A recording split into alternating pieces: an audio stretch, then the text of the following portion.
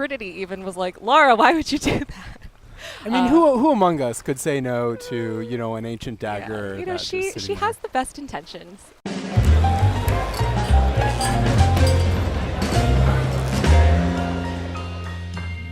Hey everybody, welcome back to PlayStation Underground. You got Kristen and Zach here, and we are diving around literally in Shadow of the Tomb Raider out Yes, we September are. 14th. So I was so excited to play this game because this is the first time in a long time that Lara has been able to swim in a Tomb Raider game. I remember in the classics it was always a huge deal, her diving into a tomb, going around, but look at this underwater traversal right now. Yeah, this looks awesome. We saw, so this was your second time playing the game, Second time, right? yes. So I got to play a good stretch of it, about 3-ish hours, I would say, this time. Okay. Get a little bit into the game, and Lara is definitely a Tomb Raider at this point. Like she knows what she's doing. She is surviving, and she's just like a predator, hunting down Trinity right now, trying to continue to save the world. Gotcha. So in the last time we saw this game, there were some terrible incidents that had happened, right? With Yes. Lara perhaps inadvertently triggering the apocalypse. Yes. Right? So Lara has been sort of on the hunt for this organization Trinity. By actually taking that artifact before Trinity, she inadvertently started a Maya apocalypse. Oops. Whoops, indeed. Trinity even was like, Lara, why would you do that? I mean, who among us could say no to, you know, an ancient dagger? Yeah. You know, that's just she sitting has there? the best intentions. So now she's trying to get ahead of them again. She's following a series of clues to continue to stop the series of events, all these cataclysms, and she's trying to get there before Trinity does. Gotcha. Because if they get this second artifact before her, they will be able to finish their plan. Okay. This is Quiet. I need to hear. this is a great, cool sequence. Yeah, so this looks great. Last time we saw it, it was just like in a tomb, and you know, it Yeah. looked very spooky and tomby. But this is the first of the jungle that we're seeing, right? Yeah, well, these are the jungles of Peru, and as you can see, Lara is using everything to her advantage. She can climb trees, she can swing from vines. Right, we just saw this this rope takedown called the Eagle's Talon. There's a full set of skills that you can start to build out where she's using the environment to her Right. advantage. And as you can see, it's to chilling effects. These guys are like, who is there? Yeah.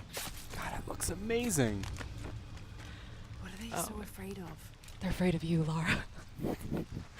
But yeah, she definitely has grown a lot throughout the series. You know, in this sort of rebooted trilogy, you know, she started out as this unsuspecting college, graduate. She didn't really know much about this side of the world.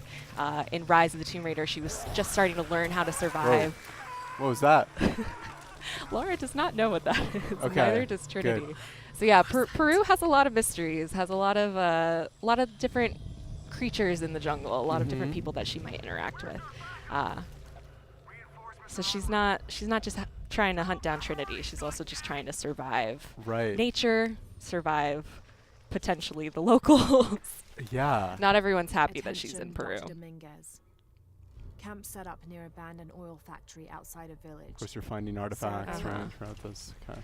I was gonna say there was a lot of time that I spent literally just combing every corner, which this game is so great for that. They have all of the hidden tombs. Right. They have the challenge tombs, which I especially love. They have the extra puzzles that are beyond just the main storyline.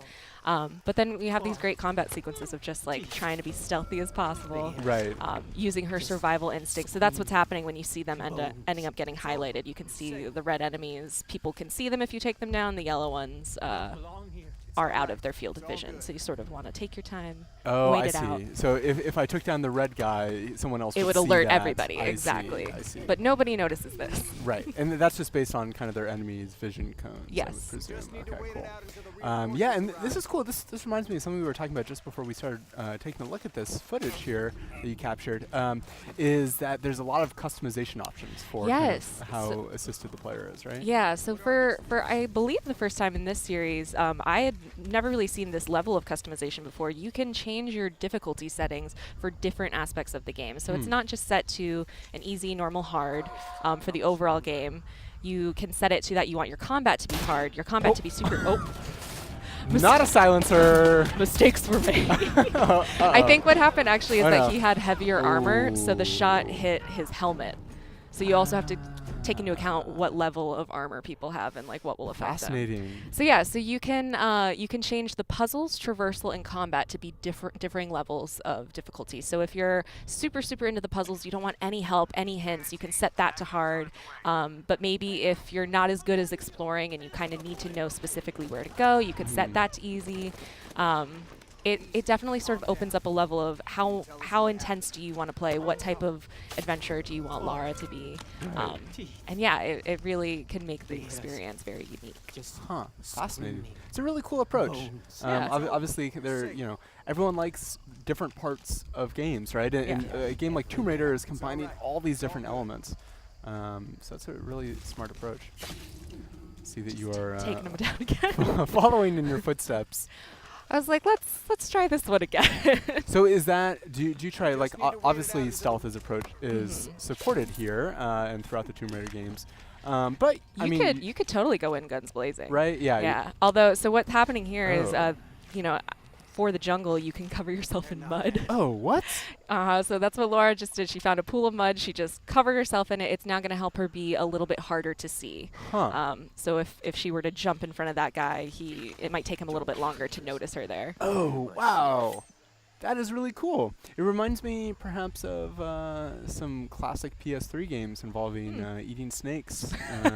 What are these things? God, wow, look at that. Oh, That I is loved awesome. this rope mechanic. I can see. I was like, let me climb into every tree to take these guys down. It's a very showy, it reveals a very confident side of Lara. These and I mean that's what she is at this point. Yeah. She's not afraid of Trinity. She knows what she has to do. She knows that she has to get there before they do, or literally people will die. right. So this is another moment of these guys are heavily armored. How am I going to do this? They can all see each other. Perhaps that bottle. Perhaps these bottles are will be of helpful. assistance. It is almost over. But of course, you don't have to be stealthy if you don't want to. Right. But that's definitely how I play these games. I try and use the bow and arrow as much as possible. Oop, Yeah. nice. God. And they saw me. Uh-oh. Nice. Run. So you also, of Oh, yeah, course, what's you that? can heal yourself, but there Okay. is another perception meter that you can set for yourself that by taking in certain herbs or eating certain berries, it will open up your perception to your predators. Huh. So I didn't use it, ended up using it here, but when you're hunting animals, if you're fighting animals, if you just eat some of that really quick, it can sort of heighten your senses, and Okay. you'll be a little bit more aware of what is stalking you. Gotcha. Right. Hunting and kind of crafting upgrades, of Yeah. course, big part of the previous games. Would presume that's also in here, Exactly. since we are in the jungle. So we're just seeing kind of a brief selection of everything that you played, but you played the game for 4 hours, right? I did, yeah. And Lara definitely is going on a journey. She's with her friend Jonah. This is a different section of the game. We're going to see a short little cinematic here of one of the other predators that Lara will end up running into. But Lara's with her friend Jonah. They're both working to stop Trinity. Jonah. Oh my God. That's not good. Lara's That- like, oh no. Yeah. Uh-oh. Jaguars of Peru. Speaking of predators. I was going to say, this is, in the previous 2 games, Lara would frequently come into contact with packs of wolves. She's Uh-huh. sort of used to fighting really quickly, but, jaguars are very quick, very agile. It's going to take a different skill set to fight them. Interesting. So she's gonna have to take that on. So right now she's currently trying to find Jonah again. Their plane might have gone down. Whoa. So they've been briefly separated, but Jonah has sort of been this ally and friend to Lara throughout the series. He's an adventurer like her. He's always been a supportive character, and especially in this game, when Lara is in the mindset of go, go, go, go, go, I have to stop Trinity, I have to do anything to make sure I save the world. Jonah's sort of being like, let's stop, let's take a deep breath and consider our options while we go into this. Are people getting hurt along the way? Was there a better way we could have done this? Should you maybe not have grabbed that artifact that potentially started this apocalypse? Right. So she's sort of starting to have to rethink about the consequences of her actions. And while she does have good intentions, is it better to maybe go about it in a different way? Huh. That's really cool. I'm glad that they're exploring that angle of Lara's story, because obviously we see her evolving quite a bit from the earlier part of the trilogy, as far as kind of like how she's interacting with enemies and how she's traversing the world. But to see her also maybe starting to at least consider taking steps on kind of an intellectual level or an empathetic level is really compelling, because obviously, there can be, Lara does a lot of good, but there can also be byproducts of stealing artifacts. Yep. So this is one of those Jaguar encounters. So what ends up happening here is it's usually in a space that isn't just part of the regular environment. So you sort of have to take a look around. So in this one, there wasn't really any trees that I could climb, but there was another encounter later on where it strongly encouraged you to use trees. Okay. The Jaguar is absolutely going to move in and out and sort of stalk you and come out and surprise you. So you really have to be paying attention, listening for what direction it's going to come from. If you have those perception berries to eat, you could potentially use those. But So how many encounters with Jaguars did you have? I ended up having 2. Okay. And so it seems like those are kind of like those are distinct from, even though you kind of met them in kind of the not, it's obviously not an open world game, but kind of like in kind of the explorable spaces that the actual combat takes place in a distinct area. Got it.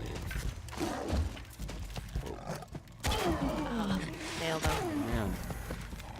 All right. Well, Shadow of the Tomb Raider is going to be coming to PS4 on September 14th. I'm so excited. I can't wait to continue on Lara's journey. Me neither. Thanks for showing me this. Thank you, Zach. Not much longer to wait. I know. All right. We'll see you next time on PlayStation Underground. See ya.